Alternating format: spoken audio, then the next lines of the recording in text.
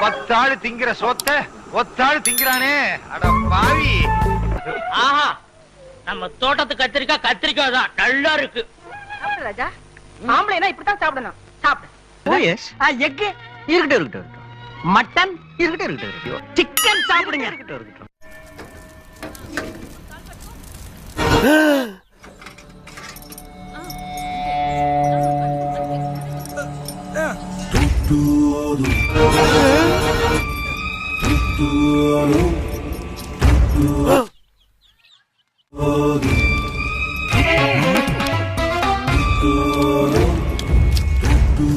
எலும்ப மெதுவா கட்டிட்டா இரும.